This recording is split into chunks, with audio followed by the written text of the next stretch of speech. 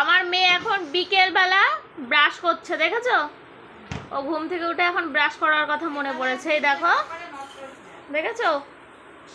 সকালবেলা একবার ব্রাশ করেছে, এখন আবার ব্রাশ করছে, দেখেছো? দেখেছো? এই দেখো, ওই দেখো কেমন করছে, দেখেছো? আমা আবার ব্রাশ করো, ওই দেখো। মা ব্রাশ কে কিনে দিয়েছে? পাপা।